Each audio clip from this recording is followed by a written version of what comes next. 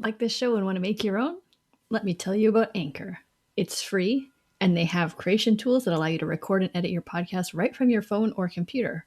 And now you can even add any song from Spotify directly to your episodes. The possibilities are endless for what you can create, whether it's music analysis, your own radio show, or something the world's never heard before.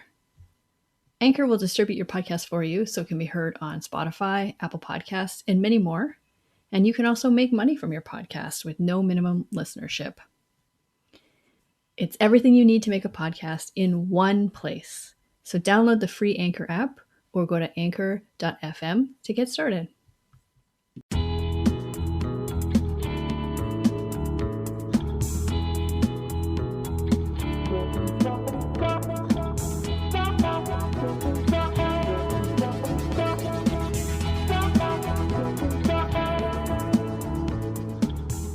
And welcome to the Vocal Fries Podcast, the podcast about linguistic discrimination. I'm Carrie Gillen. And I'm Megan Figueroa. Ooh. And if you notice, Carrie... You just rolled your R! I just said my name like my people do. Yeah, that was awesome. I've been thinking about this all week because my girl AOC is out here, like, protecting her right to say her name the way she wants to say her name, because that's like our human right to do. I know. She literally could pronounce it any way she wanted to pronounce it.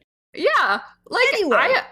I thought, this is like, 40 some episode, and I've always said my name is Figueroa when we introduce, like, and that's how I say it sometimes. Although one time I'm thinking of this person who was like, I introduced myself and she was like, but how do you really say it? And I was like, no, that's how I really say it sometimes. Like, so I'm kind of glad that this is happening, because it's like a conversation that needs to be had about names, because names are so important. Mm-hmm. But yeah, so Laura Ingraham, one of the blondes on Fox News, I really don't know. I mean, because she is particularly evil, I feel like you're like downplaying who she is by saying it that way. I know.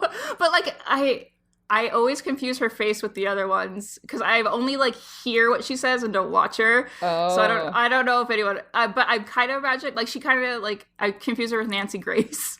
Oh, so, whoa! I mean, they're both problematic, but whoa! I know.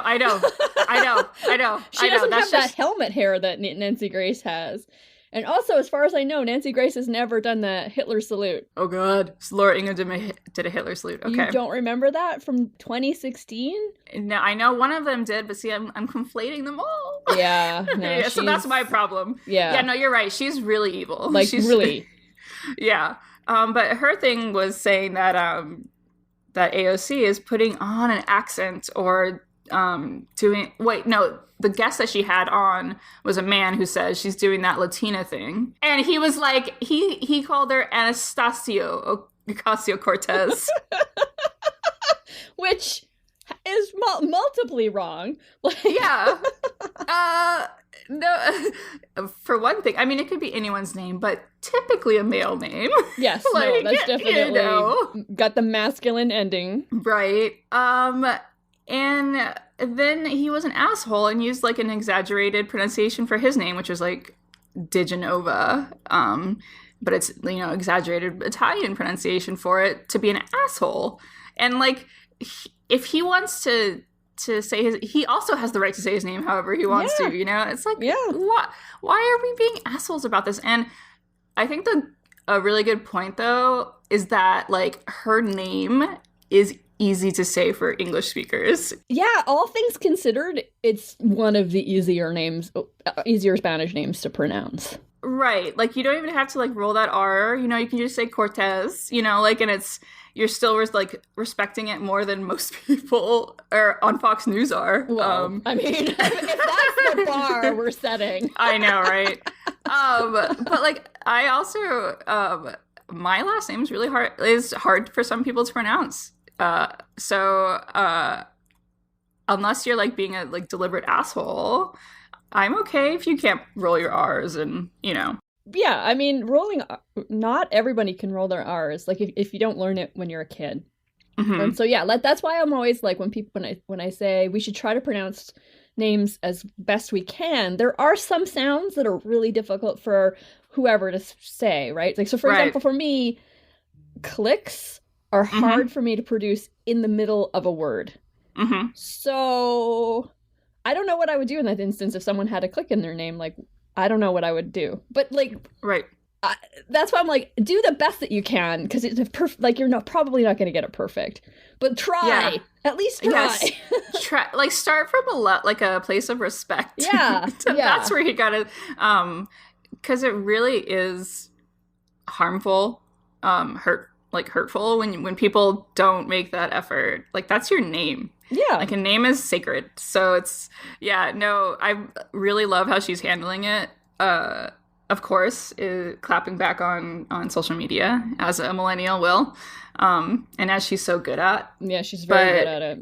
Yeah, it's something that sticks with. It's just so important. I remember, like, because Safeway, or whatever they're called in other places of the country, the grocery store, they always say they want to say your last name. Yeah. So, like, when you use your card, and I remember being with my dad one time, and they were like, "Thank you, Mister," and they're like, "Oh, how do you say your name?" And he never pronounces it with English sounds ever. And he said it, and this person was like, "What?" Like, they were never gonna get it. And then it just, like, it was an awkward thing that kind of just ended, because he's just not gonna say it. Like Figueroa. And I remember being a kid, and that really stuck with me. And I was like, well, okay, I gotta accommodate. Yeah. So there's lots of messaging around names, but it feels good when someone gets it right, or at least tries. Yeah. I mean, if people mess up my name all the time, and there's no, like, racial or ethnic issues going on with it, it's just a somewhat unusual last name, that's all. And people always want to stick in an extra I. Gillian. Oh. And it is weird. Like, I'm like, I'm kind of privileged, so it doesn't really matter, but it does a little bit upset me, just a little. Do you never have a Spanish speaker say Guillon? Oh yeah, so sometimes Spanish or French speakers will pronounce it the sort of more French Spanish way. Okay, yeah. There are Belgian Guillon. But it's not Belgian. Yeah, yeah. But your last name isn't French. No. Okay. It's Scottish. So your people never said Guillon? No. Well, probably not, no. Yeah. But, like, if you pronounce it that way, that seems less weird to me, because I'm like, well, like, in Canada, it could be a French name, right, potentially. So if you pronounce it that way, I'm like, it's fine. Adding the extra I is weirdly more upsetting. Yeah. Yeah. Wait, Gillian, you said? Gillian, yep. Happens all the time. Huh. And that's them, like, reading it and seeing that there's no I there. Right. At the end. Yeah. Yeah, they're just adding it. 'Cause I guess it's like Gillian. Oh my gosh, I mean, I didn't say it, but I was thinking of Gillian Anderson the whole time. And imagining her in Sex Education and how good she looks in all those outfits. Oh my goodness. That. She is fabulous. That's such a good show. You've seen it, right? Yes. And I've loved her since The X-Files, so. Yeah, so, I mean, this is a real big don't be an asshole situation here. Try. Just try. Try. And, like, God, I can't help but think of that Key and Peele sketch. Hey, Ron, where are you? Where is Ron right now? No Ron, huh? Well, you better be sick, dead, or mute, Ron. Here? Oh, man. Why didn't you answer me the first time I said it, huh? I'm just asking, I said it like 4 times, so why didn't you say it the first time I said Ron? Because it's pronounced Aaron? Son of a bitch! You done messed up, Ron! But yeah, ask people how they want their name to be pronounced too, because maybe they want it to be pronounced more anglicized. Yeah, like, I'm fine with Figueroa. It's fine. But other Figueroas might not be, right? Well, although it's really hard for some people to roll that R. I know. Although, but it's some people try to say, like, Figueroa or like Figaro or like So okay, there are still worse. times that they can do something. Yeah. But yeah, no, there are some people who have a name that looks like it should be pronounced a certain way. because let's say Spanish or French or whatever, but they actually anglicize it. I mean, you have to pronounce it the way that they pronounce it. Otherwise, you're not listening. You're not listening. You're not being respectful. So, well, names. Go get them, Anastasio. Just keep on keeping on. It's so bad. It's just like, out of all the things you could have done to mock her name, like, what? Yeah, I mean, oh my, come on. Just makes him look like not smart. Yeah, I mean, that's the least of the things that make them look not smart. No, I know. But I think it's because it's so simple. It's like such a simple thing to do. Yeah. It's like, what? Yeah. Well, I guess get off that pedestal. Stop yelling at our listeners who probably already do what we're saying. Right there, I know. Everyone's like, yep. We were thinking the same thing this week. Very important stuff. Yes. It was a good thing, too, because we have a very funny episode. Yeah, today. That's true. Very I fun. almost feel like we should be ranting more to make up for the fact that this one is a more fun one. But yes. You get to listen to me try to pronounce his last name with an Australian pronunciation. Oh! Apparently, a North American saying McMahon sounds bad. So Tony McMahon we talked to him all about mostly bogan, the word bogan and boganism, and yes. I learned so much. so much. Well, I learned what bogan was. I've never heard it before, and now I see it everywhere. So yep, that's how it works. Well, enjoy.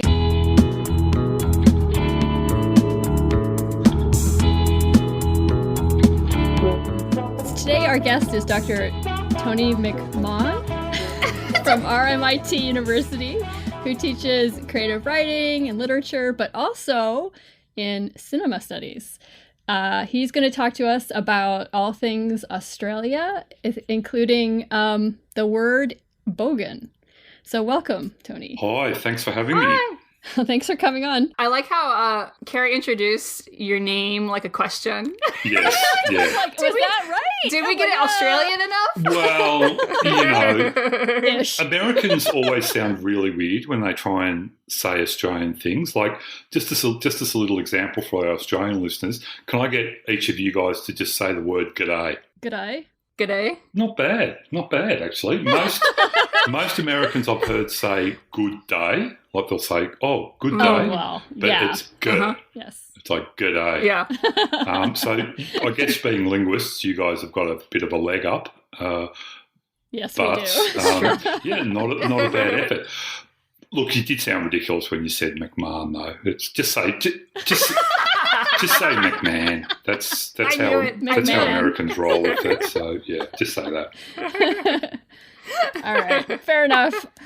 So we have you on the show because we want to talk about the word bogan, what it means, who uses it, etc. And as complete outsiders, it does not have any real punch for us, but I know that it means something in Australia. So what does it mean? Yeah. Okay. Well, again, for the American listeners, the closest relative in your language would probably be white trash. For UK listeners, chav. That's chavs, I think they're called in the UK. If you've got French listeners, there's a term in French which I'll probably get the pronunciation wrong, but I think it's boeuf, and it just yes. it just kind of means a largely uncultured person, someone who is probably not very educated, someone who likes, can I say, not the finer things in life, like more concerned with perhaps V8s and bourbon and Coke than fine wine and a nice, hybrid or something. There are There are really important differences, though, between the Australian bogan and something like the American white trash. And interestingly, those differences are mostly geographic. Like in Australia, the bogan is almost exclusively defined by an outer suburban geography. So the bogan is found on the outer suburbs of the big cities such as Sydney and Melbourne. Yeah, so they're fond of the mullet. Do you guys know what a mullet is? Oh, of course we know what a mullet is. Okay. Megan, you don't know what a mullet is? No, I do, but I didn't know that. I mean, I just thought it was like very American for some reason. So yeah, short, spiky hair on the top, long at the back. Fond of the mullet. Motorsports, as I mentioned. And Jim Beam. So interestingly, you can walk into any pub in Australia, ask for a bogan and Coke, and the bartender will just start mixing. They know that a bogan and Coke means a bourbon and Coke. So how funny. Yeah. So when you say the bogan, is that it could be the people that they're referring to and also the geographic area? No, it's people from certain geographic areas. So it's generally western suburbs of both Sydney and Melbourne. Interestingly, in Hobart, which is the capital of Tasmania, they're called chiggers.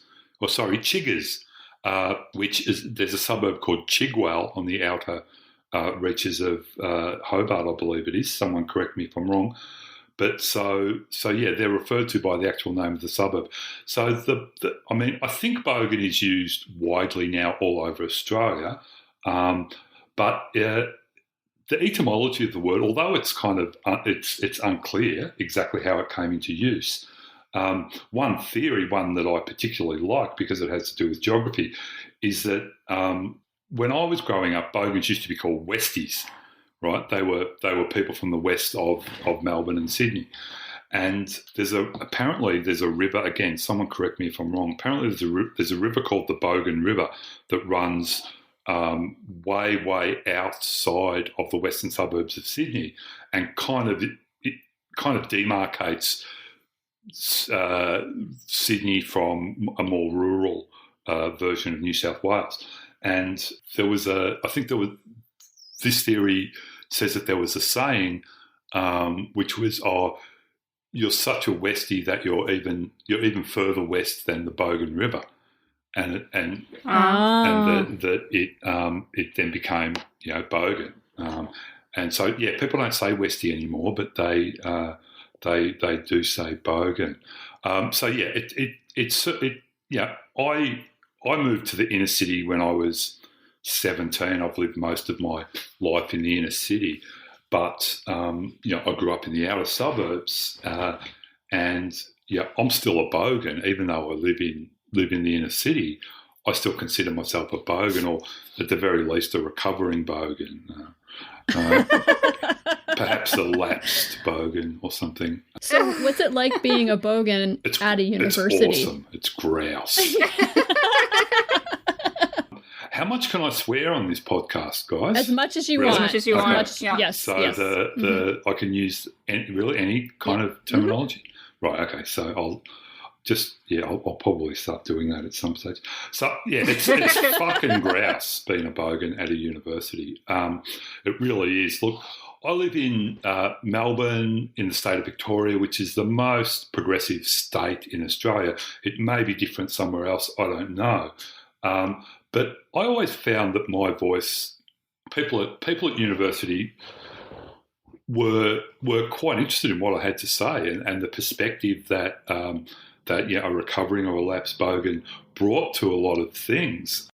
Your podcast is largely about the discrimination to do with language, but I've got to say I don't have that many stories, especially at university. I really feel like I wasn't kind of excluded from important conversations because of the way I spoke or, the particular kind of variation my voice provided. I found that people were quite interested in that. Well, that's really great because I feel like rednecks or white trash here don't have that as much of a good time at universities, especially the posher universities. Well, there's a couple of things to say about that, which probably gives us a bit of an insight into Australian culture and what we think about language. Now, the bogan is kind of pretty closely related to the larrikin. Do you guys know what a larrikin is? Is that a... Only because I looked it up. Right, okay. I don't know at all. Yeah. So, I mean, it's kind of commonly defined as usually a male who has this anti-authoritarian stance, but a real sense of fun, kind of bringing down people who think they're better than him, and this is a much loved figure in Australian literature, in Australian culture, in Australian cinema. Think of someone like Crocodile Dundee, right? Okay. Sort of the ultimate Aussie larrikin. Goes That's to awesome. New York, has all this fun. That's not a knife. All that stuff. You got a light, buddy? Yeah, sure, kid. There you go. And your wallet. Nick, give him your wallet. What for? He's got a knife. That's not a knife. That's a knife. So the bogan's closely related. So there's a sense in which the bogan is kind of, I wouldn't go so far as to say loved, but certainly tolerated. And I think that had something to do with how kind of accepting people have been of me. And I suppose, perhaps your listeners can judge, but I think that my bogan accent has diminished over the years as well. I don't think it's anywhere near as bad as it used to be. So that might have something to do with it as well. The main discrimination I've experienced, it's actually come from myself. It's like a self-inflicted censorship. For many, many years, I was like, I can't go to university. I'm bogan. I'm just a bogan. I can't stand up in front of a room full of people and say, listen to me, I've got something interesting to say. I'm just a bogan from Strathmore. That's not going to happen. I still feel that today. Feel that even now on this podcast. As I said to you earlier, I'm not a linguist. What am I doing on a linguistics podcast? I'm just this bogan. Yes, but you know what bogan means, and we do not. Yeah. So you are the expert. Yeah. All right. Yeah. So speaking of all of that, what is most saliently bogan in terms of language? Like, what is it that you would pick up on, or someone else would pick up on and go, oh, you must be bogan? Yeah, okay. Well, I don't think there's a huge kind of difference in what you might call sort of working class or lower working class Australian English and bogan English. There's a couple of words like grouse is a kind of really clearly bogan word, but there's not too many others. It's just it's more the tone. It's more the excessive use of the word fuck as an adjective. At least 3 times a sentence, like, I fucking walk down the street, and and there's no G on the end of fucking. It's mainly kind of tone. There's, as I mentioned in the emails, there's a cunt as a term of endearment between men. Usually, is kind of is a very singular bogan thing. So there actually aren't that many kind of terms that you can point to and go, oh, that's bogan. It's more the way that it's used. Another one is the extraordinary elongated mate. Like, we call everyone mate in Australia. Americans say buddy, but not kind of all the time. We say it all the time in Australia, like every second sentence. Again, usually reserved for men, but that's kind of changing. So, if we want to talk more about discrimination in this language, we might want to talk about it from a gender perspective. So bogan usage of the word mate. becomes mate. Oh, There's lots and fun. lots of A's in the middle. It's like, mate, what are you fucking doing, mate? You know? So that's really it. Are there any like famous people or TV shows that are good examples of being bogan? Yeah, well, the most famous and one that probably kind of kicked boganism off, if there is, if boganism can be an ism.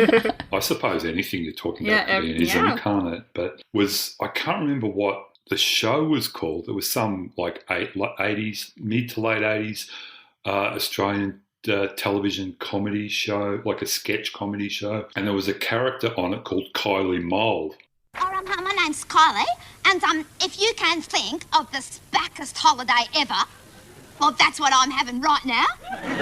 No, because guess what we had to do on Saturday? Go to the national park. Spewing, because only bogans and parents go to national parks. But at least I stayed in the car. Because fair dinkum, who wants to see native trees, you know? Ooh, a native tree. Ooh, another native tree, you know?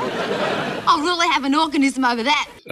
Mole in Australia has a very specific meaning, but as does Kylie, actually. Interestingly, when I was doing a little bit of research for this chat, I found that Kylie is actually an Indigenous Australian word, meaning something, which I've forgotten, which isn't very good, is it? But anyway, so this character, Kylie Mole, I would say she sort of kicked off boganism. I mean, there's a very famous Australian film called The Castle, which for our New South Wales listeners will be The Castle, but here in Victoria we say The Castle.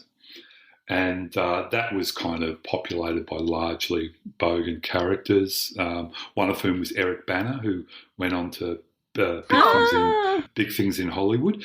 Eric Bana is a serious bogan, actually. G'day, kids. Today I'm going to be reading to you from this top little book, right? It's a great little novel, and it's called Snow White and the Seven Little Dwarfies. Here we go. Once upon a time, there was a beautiful young princess who lived in a beautiful castle. Really? That's cool. Good to know. Yeah. He made a documentary called Love the Beast, which was about his car. That's very redneck. And very bogan as well. And of course, it was a V8. It was a Ford V8 from I think a 1977 model Ford V8 or something, which he's had since 1977 and still owns today. And he's restored it several times. And the whole film is about him and his car. So. Yeah, Eric Bana is a very famous bogan.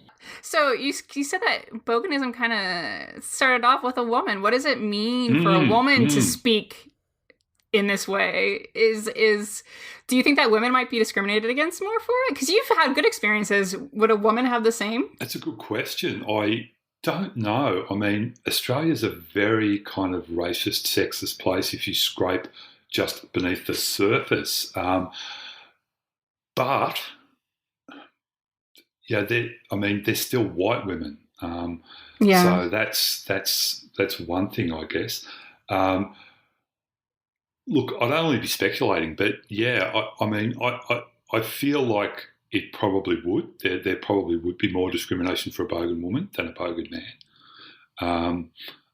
One of the things I think that kind of helped me out was I was a straight white male. So, I was a bogan, but I was still a straight white male. So, I mean, and again, maybe it's just my age. Maybe this is changing. But I've certainly met many bogan women, and it is interesting, as you say, that Kylie Mole was one of the kind of first really well-known bogans. But I always think of it as a very gendered language. That whole use of the word cunt as a term of endearment. I don't think that happens between men and women. Again, I'll stand to be corrected. It's been a while since I've moved in bogan circles too much. Although I do still go to the drive-in a lot. And I haven't seen it there. But yeah, I suspect that there's lots of stuff that is different when you're talking about language between bogan women and bogan men. You said drive-in. Is that what I think it is? Like movies? Or is there something different there? No, drive-in movies. Okay. Yeah. Very bogan thing. Really? Why is that? I don't know. It's just like it's the nature of the films they show. You don't ever see anything kind of alternative or art house at the drive-in. You're right. Eric Bana's film was a huge hit at the drive-in. Every year they have a kind of a special event and play Mad Max. And it's all about cars. I mean, the number of, you don't, like most kind of Western countries in the world, fuel is really expensive here. So you don't see many V8s on the road anymore. But, you do see them at the drive-in still. Huh. That's fun. Drive-ins are awesome.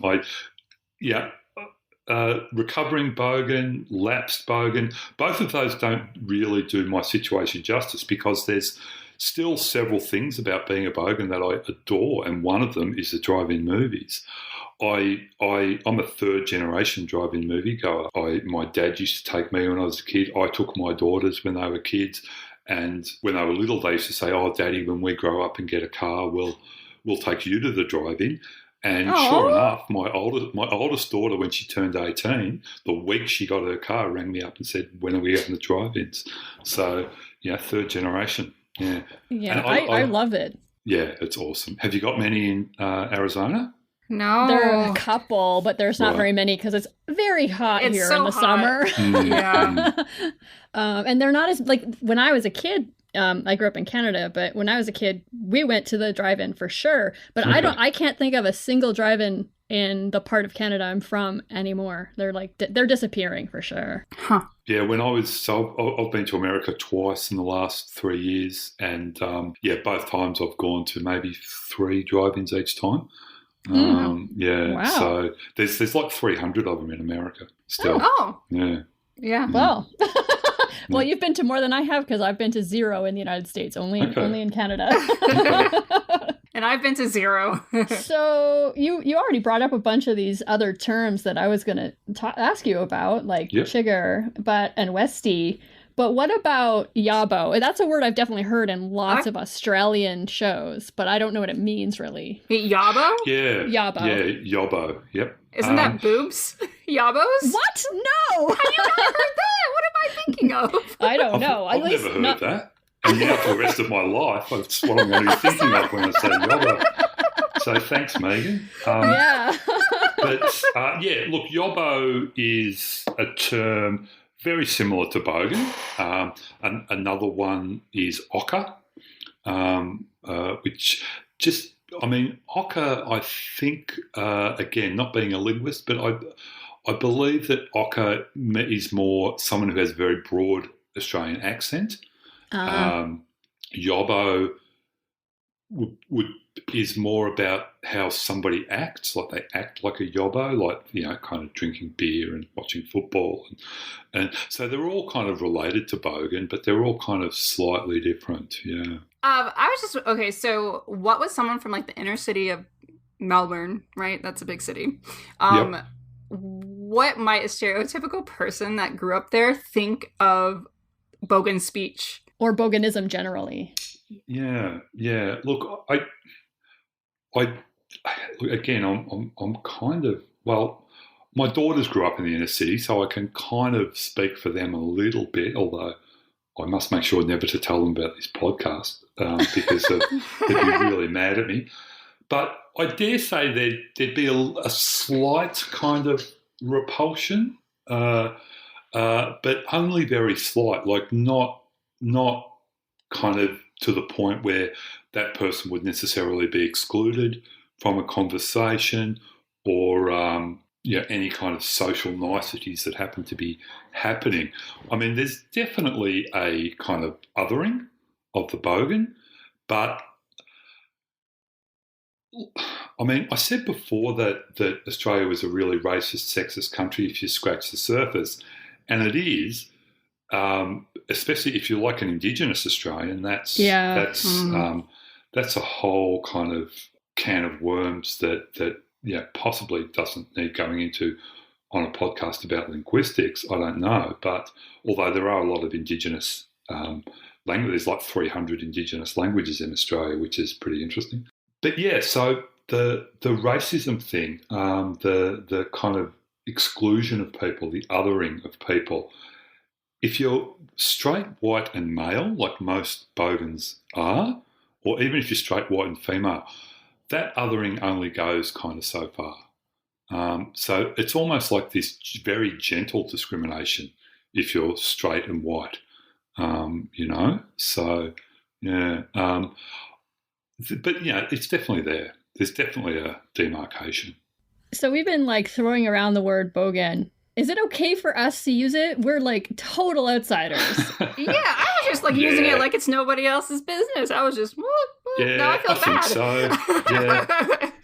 so. Yeah. As a covering bogan, I'm not offended by it at all. I mean, most bogans will readily admit that they're bogans, and most bogans will be kind of completely okay with it. Perhaps because they're not kind of discriminated against as violently as, you know, perhaps Indigenous Australians are. Then it's kind of fun. It's a fun term. It's kind of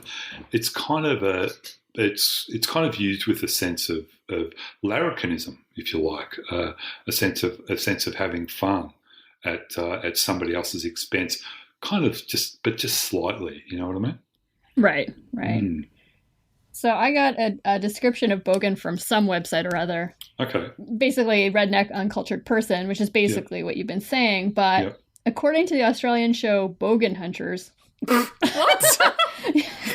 A real bogan sports a flannel. Yeah, you got to have a flannel. Fucking oath, mate. Do you know what that is, Megan? No. Can you guess? A flannel shirt? Yes. Well done. A mullet. Yeah. Missing teeth. Missing teeth are good. Homemade tattoos, preferably of the Australian flag or Southern Cross, and has an excess of Australia paraphernalia. Yeah. Okay. I was like, I can picture this. I know exactly what this is. Yeah. So it has the missing teeth and then homemade, home-drawn tattoos. Is this like speaking to class? Oh yeah. It's definitely a class thing. Yeah, I mean, I should have mentioned that right off the bat. It's definitely a kind of lower working class thing. Absolutely. Although we do have a very interesting variant that has emerged just recently called the cashed up bogan. I was going to ask you about that. Oh, okay. All right. Well, Go ahead. No, okay. Well, most. Like most lower working class people, me being the exception, your average bogan doesn't make their way into kind of a university setting, into your kind of typically well-paid job. Australia has it's not so much anymore, but Australia used to be one of the most egalitarian societies in the world. What is it? Neoliberalism and kind of economic rationalism has put paid to that to some extent, but there are still remnants, and one of those remnants is that our minimum wage is 4 times higher than it is in America. So if you're kind of a plumber or an electrician or a carpenter, you can make like pretty good money. And many bogans have gone into this field, and they're now making loads and loads of money. Spending it on like really fast cars, motorcycles, Australian paraphernalia, and kind of speeding around the outer suburbs and in the kind of where the bush meets the city, kind of riding around the bush on their motorcycles. So that's the cashed up bogan. So, I mean, I guess it's still a class thing, but it's just kind of slight variation on the kind of typical class dynamics we'd associate with boganism. So does that mean a cashed up bogan? They still go to the drive-through though? Are they still going to? Drive-in. Yes, everyone goes to the drive-through. I mean, they're still going to the drive-in. Yeah, but with they're still going cars. to the drive-in, but they're doing it in like $30,000, what you guys would call pickup trucks and what we call utes.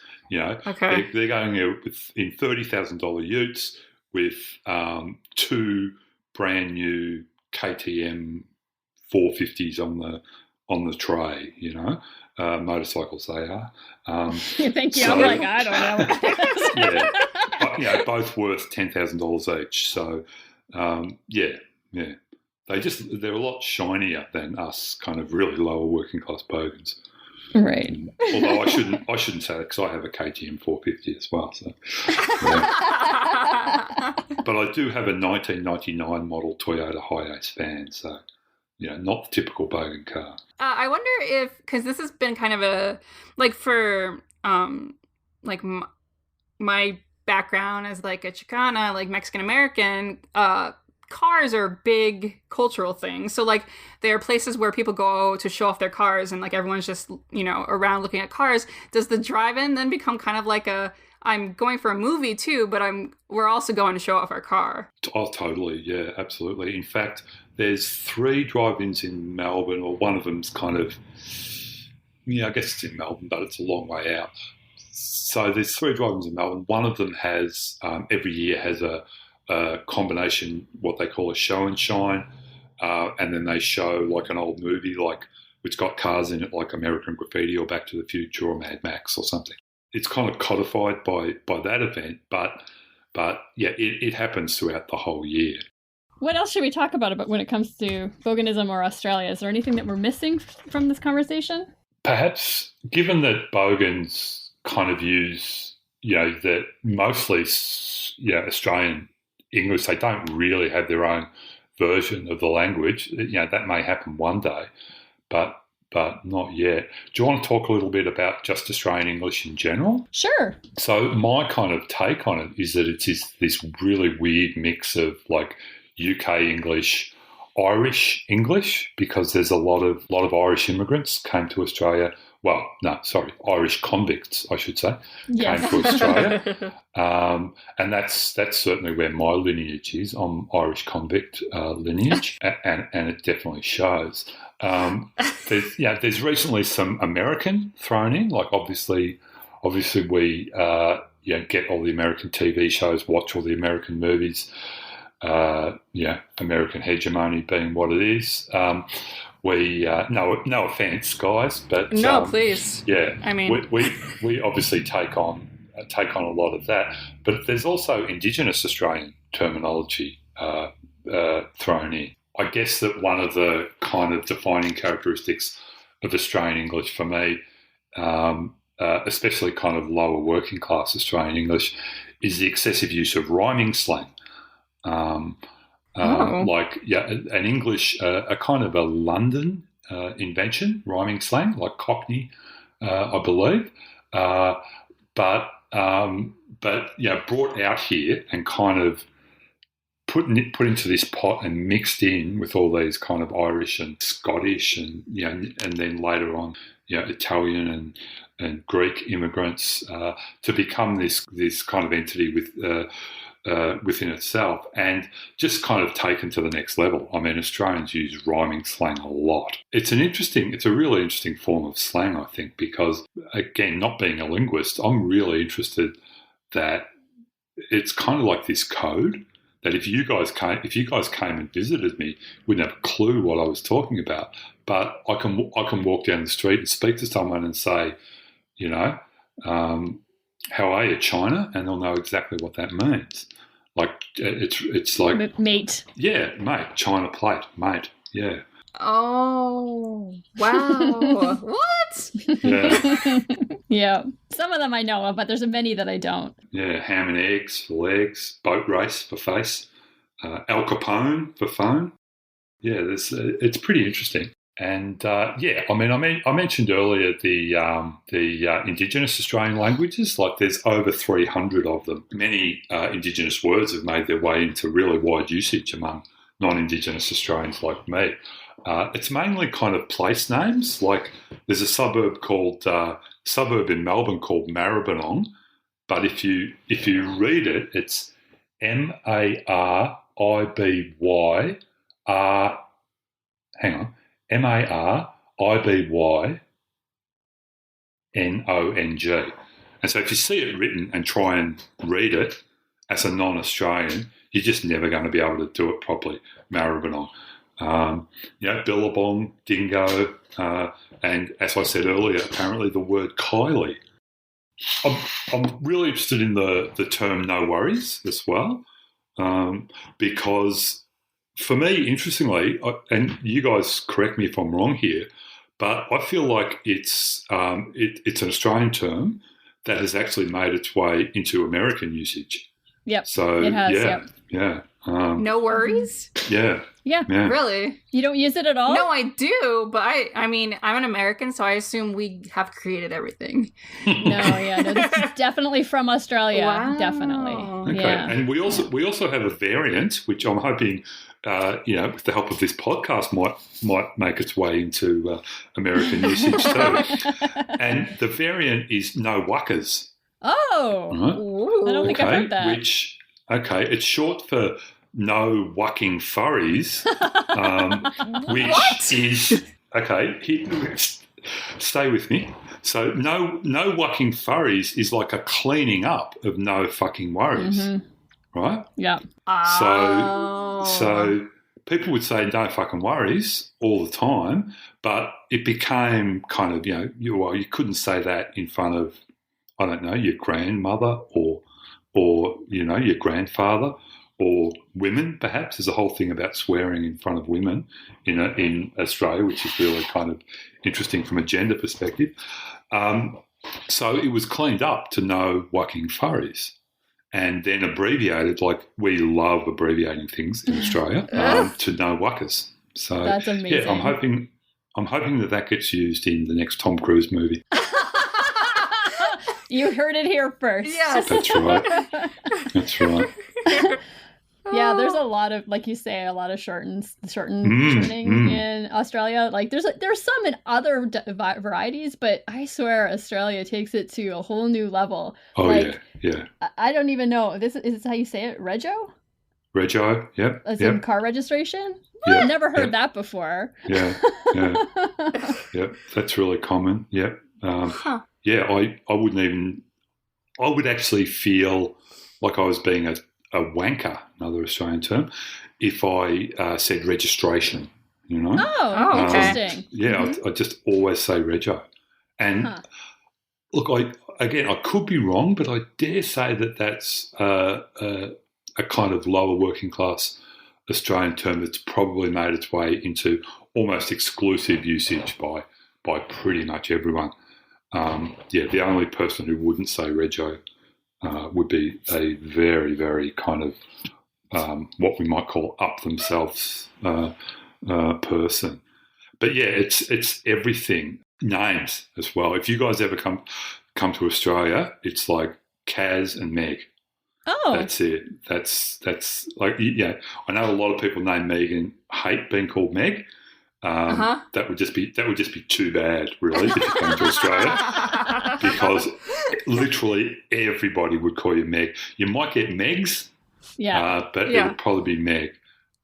Carrie, you might kind of maybe get Carrie, but for the most part, it'd be Kaz. That's interesting, because people try to shorten my name, and it ends up being Care, which is like not, it just doesn't really work. Yeah. But Kaz kind of works. Yeah, we don't do that in Australia. Like, you see Larry David on Curb Your Enthusiasm being called Lair all the time. Hey, Mayor, let me ask you something. You know what's going on with Ted and Cheryl? Ted told me he was interested in seeing her, and I told him to go for it. Well, I was kind of wondering, if he's going to go out with her, why not you go out with me? Wow, Lair. Yeah. We just don't. We would say Laz or something, maybe. Interesting. That actually makes more sense to me, to put the to make it Lairs instead of Lair. It's hard to say Lair. Yeah, that's what it is. I can't say Lair. It's really weird. Yeah, I need another sound after that. Yeah. Wait, so what would you be? Would you be Tones? Tones, yeah, tone. Oh. Also, Vego. I just learned that one. Or like Vegemite? No, vegetarian. Oh. Vego. Bikey is my favorite. What is that? Like a biker. Oh. It just sounds like way cuter. Just exactly what I think it is. Okay. Wait, is this why his flannel shirt is flano? Mm-hmm. Kind of like the same things going on here. Exactly so. Yep. Wow. Yep. Everything ends in an E or an O. Sicky. Mm-hmm. This one I already knew. Is that just someone who's sick? Nope. I don't know. You according to this, you chuck a sickie to stay home. You stay home from work from being sick. Yep. Yep. Take a sickie is how I always thought it was, but yeah, chuck a sickie, throw a sickie. Huh. Yep. Yep. Another really good, another one, bit like No Whacking Furries, is King Oath. If you say something to me and I want to say absolutely, one term I can use is King Oath, which is shortening of fucking oath, which just means yes, fucking oath. Wow, right? That's awesome. So yeah, King Oath is a very, very kind of specific lower working class Australian term. I wonder, I have to ask about my, before I met you, of course, Tony, my favorite Australian was Thor, Chris Hemsworth. What is his pretty typical Australian English that he speaks? You mean just generally or when he's in the movie? When he's in the movie. Like, is he speaking Australian English? Or not at all? Even though I do have a very similar body to Chris Hemsworth, don't laugh. What are you laughing for? I must admit to not having seen any of the Thor movies, even though they do play at the drive-in, so I probably should have. And I'm not averse to a bit of pop culture, but the Marvel stuff I just really can't anymore. Just can't do the whole blowing up thing. So I don't really know much about Chris Hemsworth. But I mean, I dare say not. I dare say that he's made to he has dialogue coaches and stuff like that.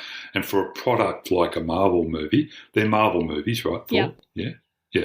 So for a product like that, I dare say the way he speaks will be kind of very carefully curated. Is he in Ghostbusters? Is he the one in the new Ghostbusters? Yes, he is. Oh, okay. Yep.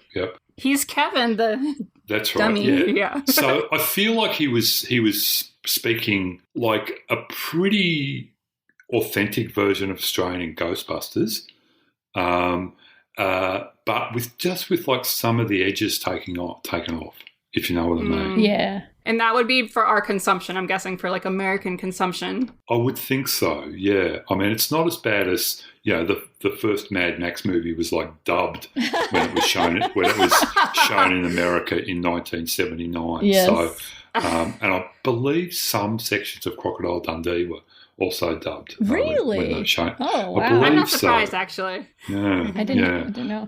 So, Megan, he has a British accent when he's Thor. Does he? Yeah, very much so. Does he? Okay. He's like it's a posh English accent in that movie. Yeah.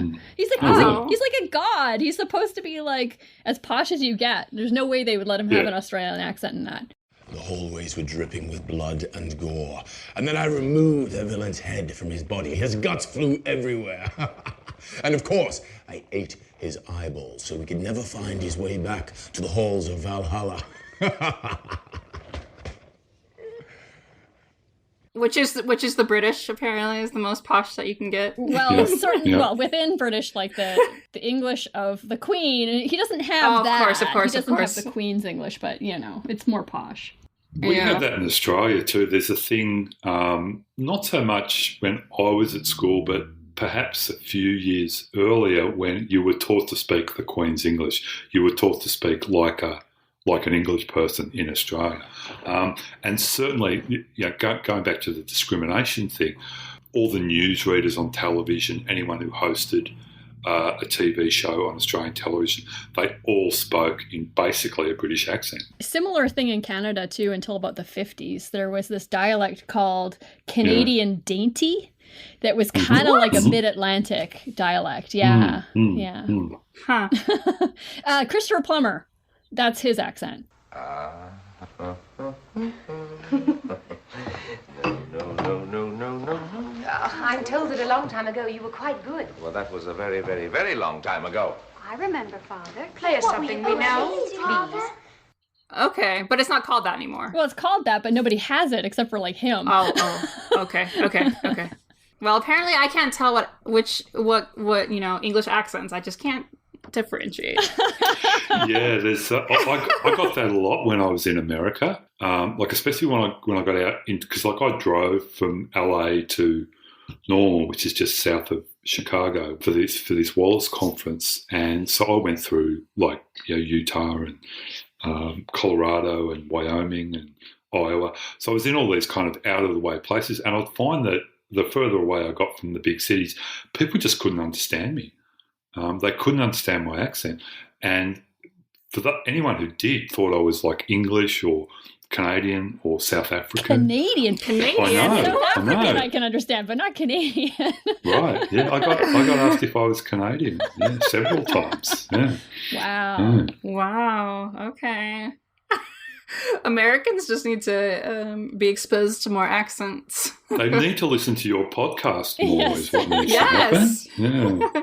Although apparently it's not working for me. You just need to watch more Australian TV shows, New Zealand TV shows, English TV shows, etc., etc. Oh, well, like the Flight of the Conchords do. Like, I would have a hard time between them and Australian. I think. Oh, really? Yeah. To me, they sound quite different, but I think it's just because I've had more exposure than you have. Yeah. And there's not much variation in the Australian accent between places. Like I'm from Melbourne.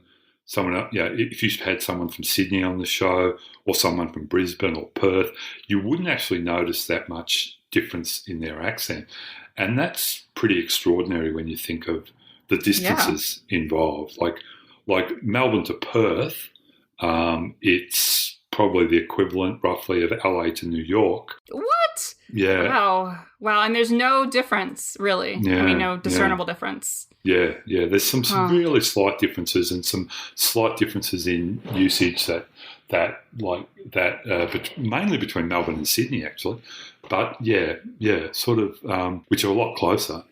It's interesting. And then you think of somewhere like England, where you've got Manchester. And then 40 miles away, you've got Liverpool, and the differences in the accents are extraordinary. Yeah.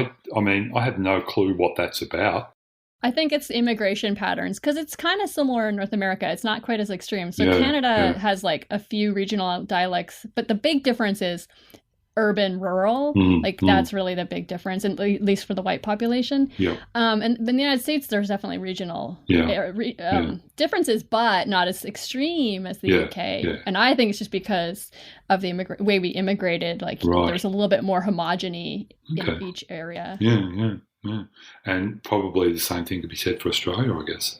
Yeah. And maybe it was even more homogenous at the very beginning. I don't know. Yeah, it probably was. Yeah. So there's this really bananas analysis of why Australian English sounds the way it does from some guy that I don't remember his name, but he claimed that it's because everyone was drunk back in the day. So Australian English is just drunk English. Yeah. Look, I've heard that as well. It's not the craziest theory I've ever heard.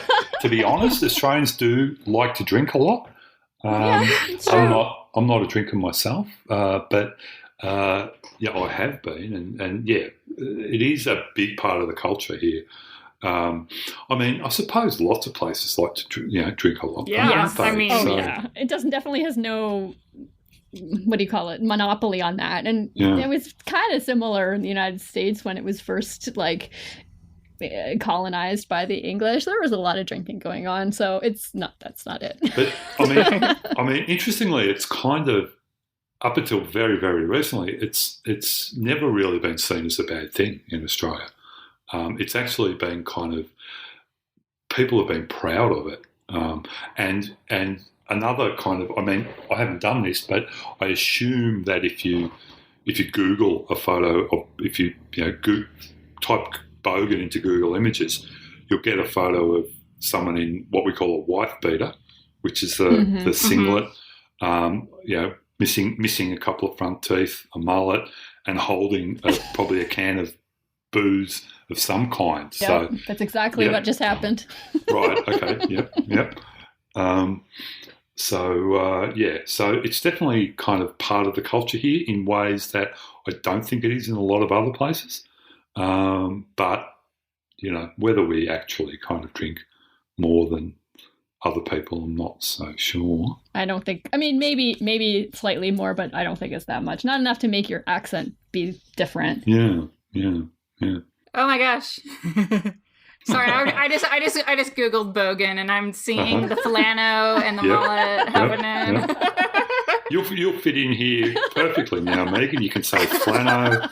You know what a flannel is. And I love wearing a flannel shirt. Yes, I do.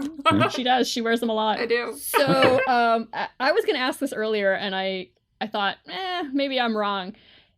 But their images just came up in my search. So are Kath and Kim bogan? Yes. Okay. Yeah, definitely. Yeah, definitely. Awesome. Yeah. That was my guess, but I wasn't sure.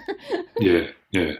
I mean, perhaps a slight kind of variation, I think, in that Kath and Kim perhaps don't think they're bogans. No, yeah. They actually kind of aspire to greater things with their kind of tacky furniture and their Daewoo cars and what have you.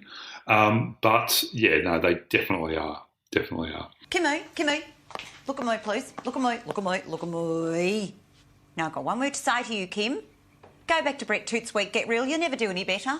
There's a great story about Kath and Kim. A friend of mine worked at the ABC, and she got a job on Kath and Kim doing some kind of production stuff, and they were out at a shopping centre in the outer suburbs, like a big mall. They were filming these scenes from Kath and Kim out in the bogan heartland, naturally, because that's kind of where it's set. And people were walking by and going, "Oh, what are you filming?" And they said, "Oh, Kath and Kim." And everyone was like, "What's that?" And nobody knew about it. Oh. Like it's very Kath and Kim is very much inner city people laughing at bogans, like we were talking about before. I mean, this was early in the production run, so it may have changed a bit now. But I think it's interesting that there wasn't a kind of sense of reflection by bogans when a show like Kath and Kim came out. It was very much kind of, as I said, an inner city thing made for inner city people, sipping their Chardonnay and laughing at us poor bogans. I did wonder about that because, for example, Kath, I think it was Kath, or no, Kim, one of them would always call Chardonnay Cardonnay. And it felt like maybe they were mocking rather than reflecting their own. So anyways, it's good to know. I'm still waiting for my Cabernet. I think you mean Chardonnay. No, Kelly, it's French. The H is silent. No, it's Chardonnay, Kim. It is Chardonnay, Kim. Yeah, no, Chardonnay. All right. Chardonnay, you pack of shunts. Totally. And, the two women, Gina Riley, and I can't remember the other one's name, but the two women who play Kath and Kim are, not lower working class people. They are like very kind of well-off, highly educated people. So I know that a lot of my kind of bogan friends have problems with that idea of inauthenticity, if you like. That's a very kind of common theme, I think, amongst us bogans, that, we're bogans and we're ridiculous and we kind of get that. But, make fun of us all you like. I mean, humour is such an important part of the Australian psyche, especially kind of having a laugh at yourself. Very, very huge part of, larrikinism, boganism, what have you. But, not kind of, when it's kind of, someone who isn't from your tribe doing it, it's a whole different kettle of fish. Absolutely.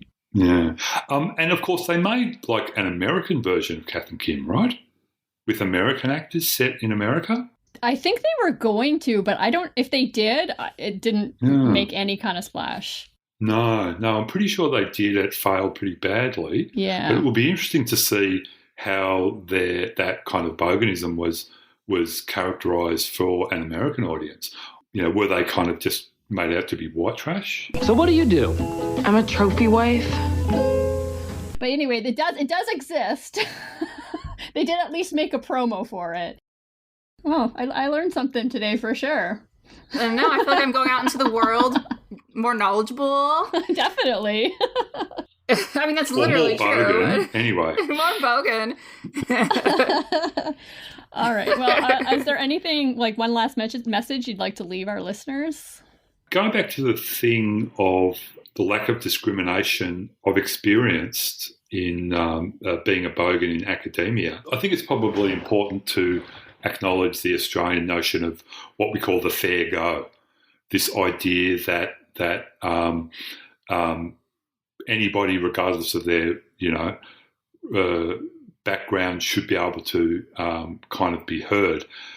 It's a really beautiful thing. It's a pity it doesn't extend to Indigenous people or women in most cases, but and that it's really only exclusively for straight white males.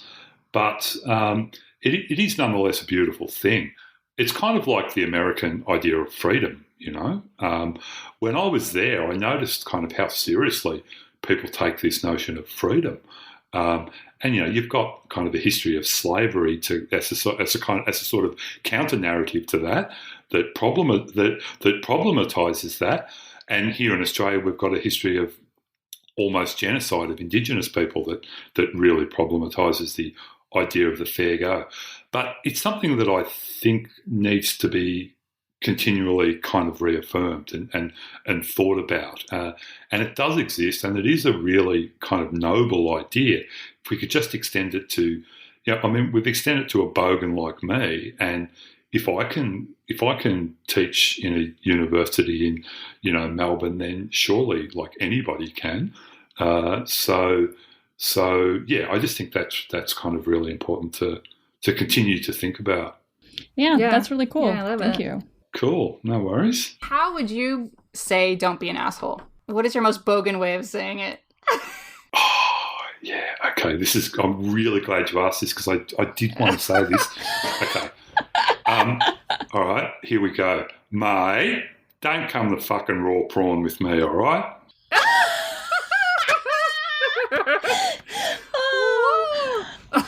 So I don't know. I have no idea where that comes from. Don't come the raw prawn. Like I assume a raw prawn is like, you throw the prawns on the barbecue and one doesn't cook properly, and you get the raw one. It's like, it's a really bad thing. But come the raw prawn, like don't become a raw prawn. I mean, I don't know, but it's just so cool, isn't it? Yeah, I love it. Don't come the raw prawn with me, mate. So Words evocative. to live by. Words to live by. It yes. really is. Right? That is the golden rule, is it not? Yep. Wow. Well, thank you so much, Tony. It's great talking with you. No Tones. worries. Thank you, Tones. Yeah. Thanks, Megs. Kaz. All right. And don't be an don't asshole. be an asshole.